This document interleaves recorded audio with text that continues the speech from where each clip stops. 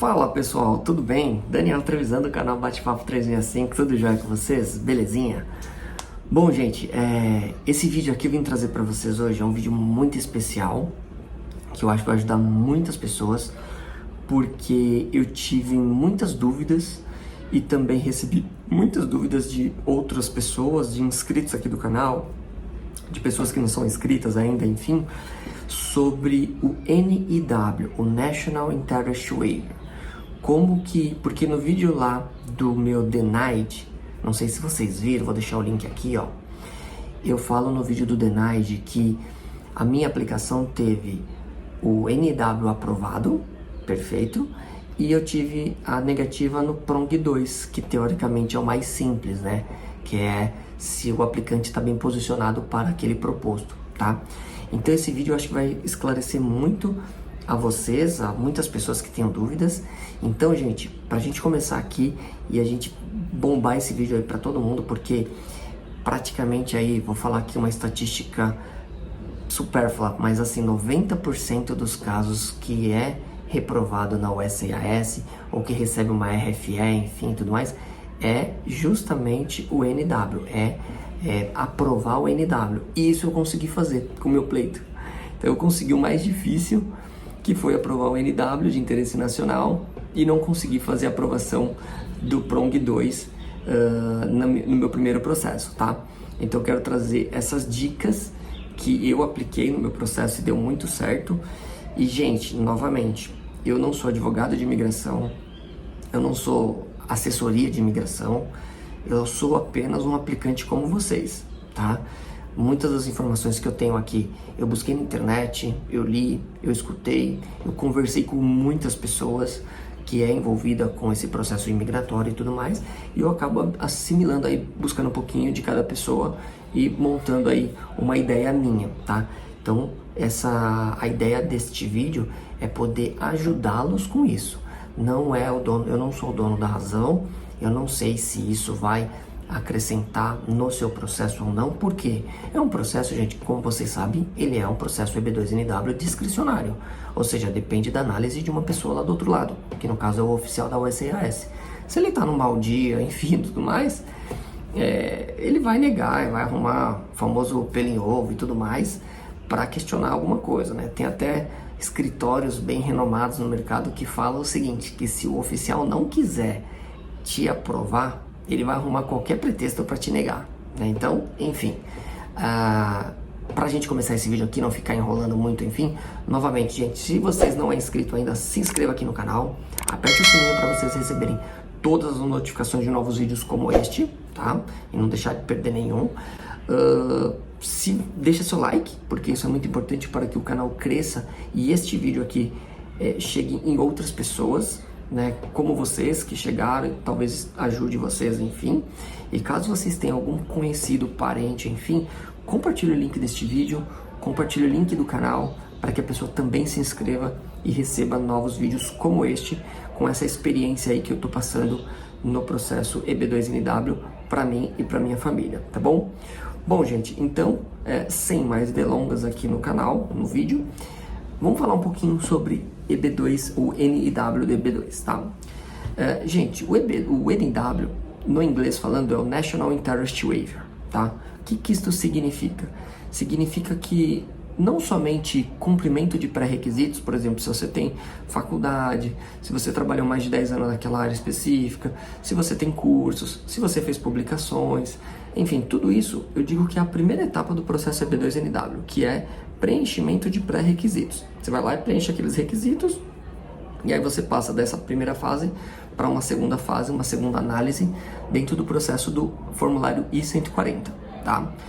Essa segunda fase, essa segunda análise, vamos dizer, ela já é cumprimento de requisitos, porém, também entendo que é como se fosse mostrar para o oficial que de fato você tem um plano de negócio bom e que é de interesse nacional, que é o NIW, tá? Dentro dessa segunda etapa, vamos dizer, essa segunda fase de análise, nós temos 3 pré-requisitos que nós chamamos de PRONGs, tá? Que é o PRONG 1, PRONG 2 e PRONG 3, tá? O PRONG 1, ele basicamente, eu vou compartilhar aqui com vocês, eu acho que vai ficar mais fácil de vocês entenderem, tá? A minha carta do Denied, um pedaço da carta, tá? Não vou pôr as informações pessoais ali, enfim, para resguardar e tudo mais, mas eu vou pôr um pedaço da cartinha agora aqui para vocês irem acompanhando e entender um pouco melhor sobre o meu caso, e aí eu vou explicando gradativamente, tá? Então aqui, gente, ó, como vocês podem ver, tá? Essa é a minha cartinha do Denied, eu já traduzi ela para o português para ficar um pouco mais simples, mais fácil entendimento para vocês, tá? Aqui, ó, o primeiro critério que ele põe aqui, ó, o primeiro critério, que é o prong 1, ele é mérito substancial e importância nacional. Concentra-se no empreendimento específico do estrangeiro que se propõe a realizar. Então imagine que o prong 1 é você dizer se o seu empreendimento, falar para os Estados Unidos que o seu empreendimento é de importância nacional, tá? Depois eu vou falar como que eu fiz cada um, tá? Vamos centrar aqui no prong 1, que é esse. O segundo critério, que é o prong 2, está aqui, ó. O segundo critério muda o foco do empreendimento proposto para o estrangeiro, ou seja, sai do empreendimento e vai para a pessoa, é o quem, é a pessoa, né? Para determinar se ele ou ela está bem posicionado para promover o empreendimento proposto.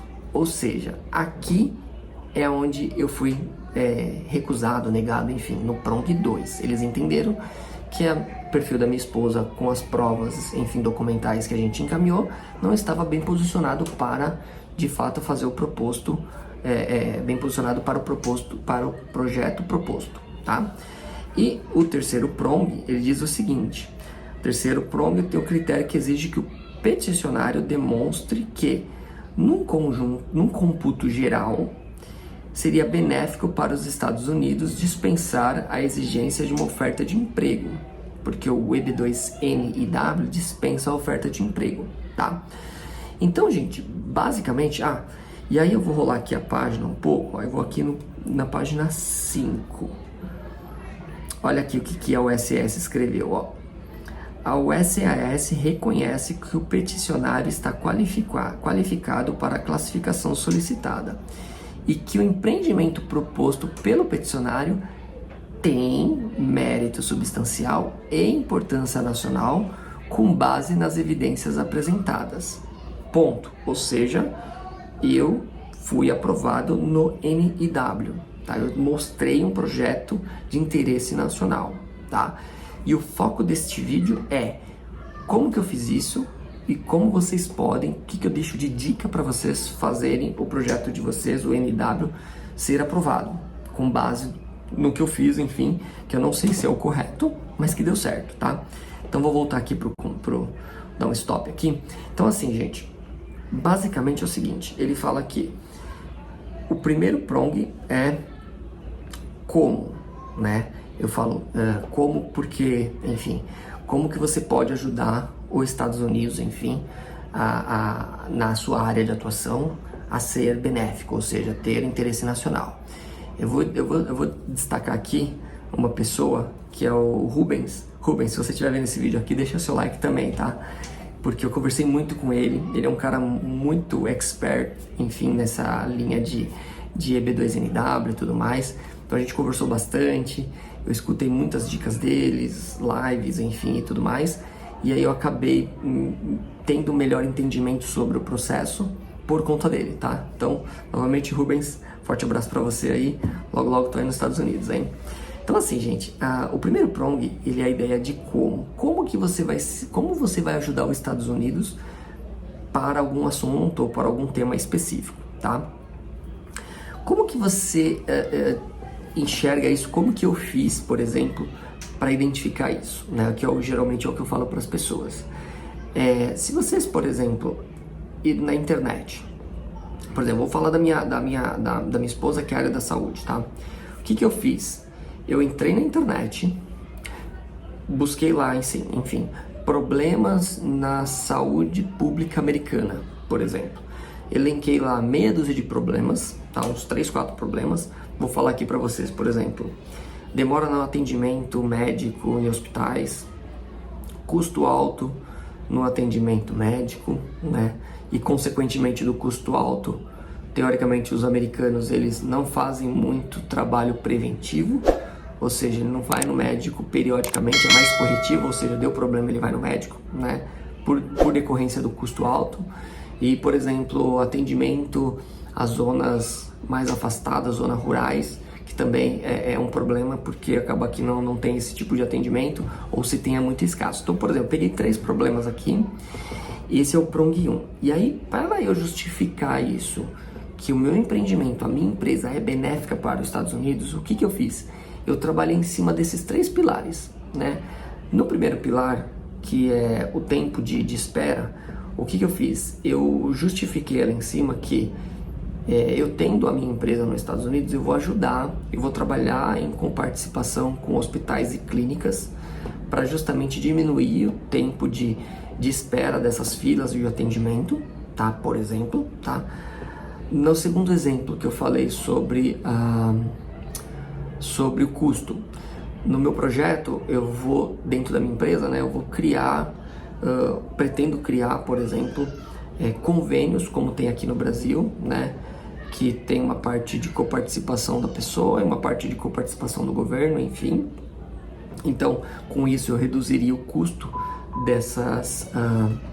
desses atendimentos, porque o custo de um hospital ele é caro, de um atendimento, porque tem equipamentos, tem pessoas, muitos profissionais e tudo mais, então acaba ficando caro, alguém tem que pagar a conta, né? Então eu colocaria isso, né, nessa parte de custo. E na zona rural, a gente propôs também ter um veículo próprio da empresa, com ali os equipamentos básicos, enfim, para ir até regiões mais afastadas e prestar pelo menos ali um atendimento de uma consulta, enfim, fazer um encaminhamento para um especialista, alguma coisa nesse sentido, coisa que também é um pouco escasso nesta área, por exemplo, de médica, tá? Então, por exemplo, eu peguei 3 problemas no Prong, tudo isso no Prong 1, tá, gente? Eu peguei 3 problemas, desses 3 problemas eu mostrei o que a minha empresa pode ajudar, né, dentro do Prong 1, né, em cima do Prong 1. Mas esses problemas, gente, vocês não podem tirar da cabeça de vocês. Ah, eu acho que tem esse tipo de problema. Não. Geralmente, você vai na internet, bota lá assim, por exemplo, sei lá, que eu vou dar um exemplo aqui, quer ver? Eu pus lá, né, Problems in the USA and Health System. Problemas no sistema de saúde nos Estados Unidos. Quando vocês fazem isso, já vi inúmeros outros sites, né? Geralmente eu indico vocês utilizarem sites gov, ou seja, sites do governo. Por exemplo, quer ver? Deixa eu ver se eu consigo buscar aqui. Olá, pessoal. Então, por exemplo, aqui, ó, eu coloquei lá, né, The Problems in the USA Health System, tá? Então, por exemplo, se eu vier aqui descer um pouquinho, aqui tem vários sites, vocês vão ver inúmeros sites aqui, né? A gente vai descendo mais um pouquinho, e aí a gente começa a chegar aqui, ó, por exemplo, ó, esse aqui é bem importante, eu usei bastante ele, ó, National Institutes of Health.gov, tá vendo, ó, Public Health and Medical Care Systems, ou seja, saúde pública e sistema de saúde, né? E aí, quando eu clico aqui dentro, o que ele vai mostrar? É um site, tá vendo aqui, ó, deixa eu abrir, ó, .gov, tá? Então, é um site que tem fundamento, não é qualquer site de matériazinha, não, é um site do governo, né? E aqui ele fala, ó, Public Health and Medical Care System, tá? E aí dentro dessa matéria aqui, lógico, vocês vão ter que ler a matéria e tudo mais. Em algum momento aqui ele vai falar, por exemplo, sobre este problema dos Estados Unidos e do sistema de saúde deles, né? Então, assim, basicamente, por exemplo, esse NIH, National Library of Medicine, que é esse site aqui, ele é bem bacana, eu usei bastante ele, tá? Então, deixa eu voltar aqui para falar com vocês. Então, gente, assim, vocês vão achar um problema, só que vocês não vão achar um problema, acham uns 3, 4 problemas, copie o link do site que você achou esse problema, de preferência Gov, copie e cola isso dentro da sua petição, deixa o link, faz um, entre aspas, ali, ponha aquele texto específico falando exatamente daquilo que você está dizendo, daquele ponto específico que você está dizendo. Por exemplo, problema na saúde pública. Pega lá, copia e cola lá 3, 4 linhas da matéria, principal linha ali, e coloca ali a referência, que é o link. E aí, em cima deste link, na sequência, você vai lá e justifica isso. Fala, olha, minha empresa vai fazer isso para beneficiar este problema. Então, você fez isso para um problema. Você vai fazer isso para 2, 3, 4, 5. Eu mandei uns 5, 6 problemas lá, né? 5, 6, enfim. Falta de atendimento para idosos, enfim, fiz um monte lá. E aí eu coloquei isso para o Prong 1, tá? É isso que vocês vão fazer, tá? Que é o que eu fiz. Próximo Prong 2, tá? O Prong 2 é, esquece a empresa, vocês vão falar do quem. Quem é a pessoa e o que essa pessoa fez no seu passado para ser benéfico dentro do seu propósito. Ou seja, aí vocês vão falar da pessoa. Então você vai falar lá que essa pessoa, né, no caso o aplicante, trabalhou em tal empresa, assim, assim, assado, fez tal projeto, assim, assim, assado, fez publicação sobre o tema, se tiver, enfim, ou não, mas sobre isso, referente a isso, já teve empresa no passado e que fazia esse mesmo trabalho e quer desenvolver isso dentro dos Estados Unidos, né, de forma eficiente. E tudo isso que vocês vão escrevendo, se vocês tiverem provas, como comprovar isso, cartas, enfim, é muito bem-vindo, tá? Nesse Prong 2 é onde eu fui negado, ou seja, foi aonde eles falaram, olha, não entendemos que a aplicante esteja bem posicionada para este empreendimento. O empreendimento é de interesse nacional e tudo mais, porém, não identificamos que ela esteja bem posicionada. Isso pode ser por 2 motivos. Ou porque ela nunca teve empresa aqui no Brasil, minha esposa, enfim, sempre trabalhou dentro de um hospital, enfim, né, sempre foi funcionária CLT.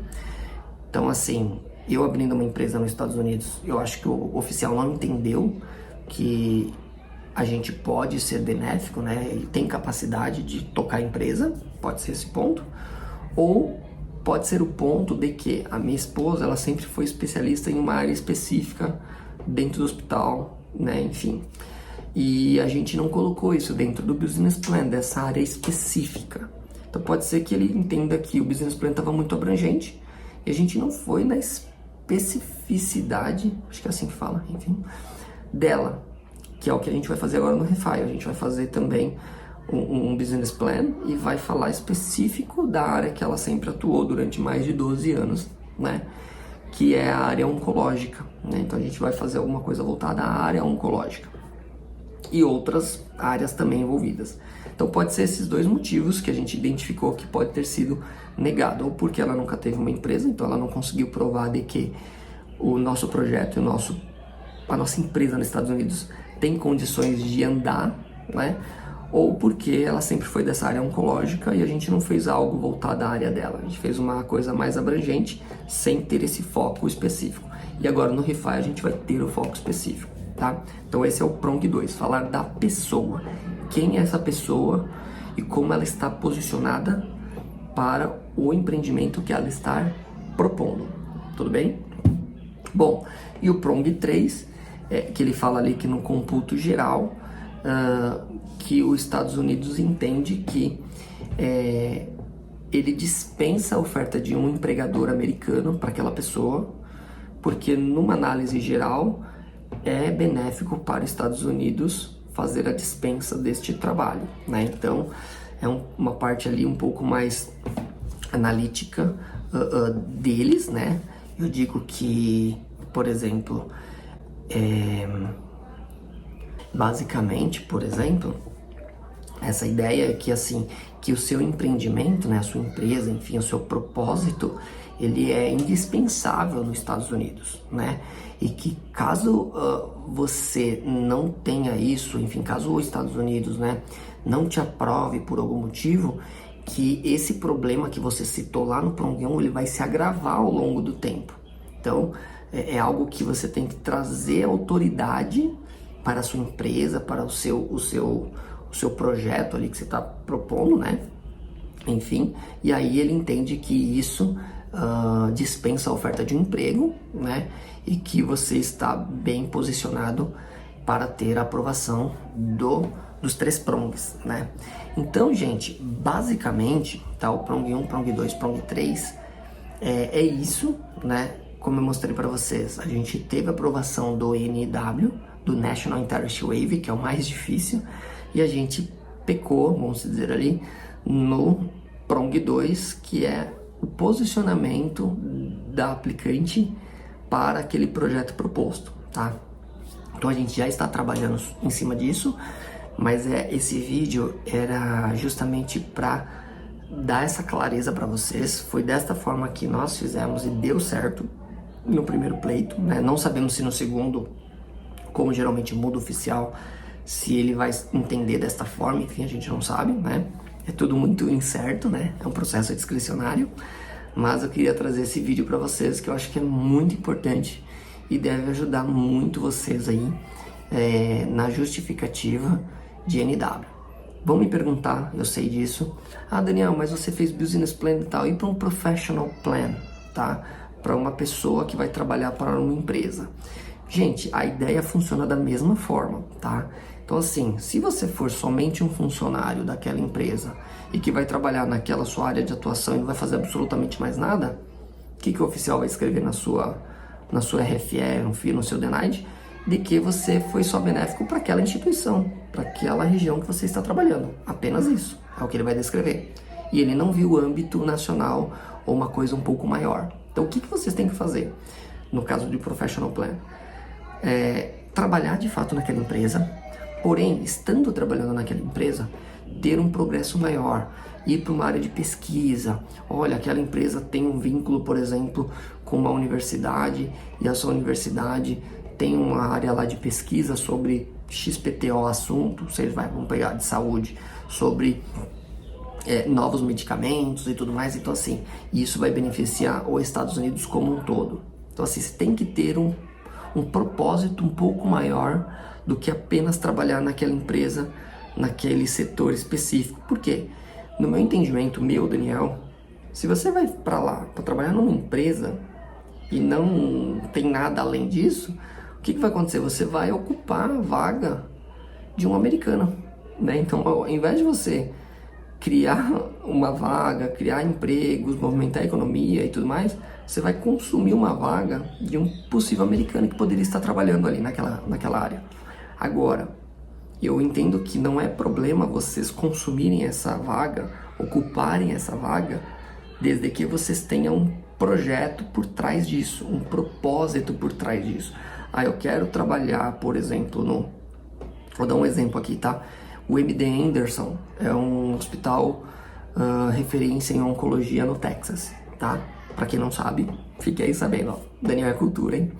Então é o MD Anderson, chama.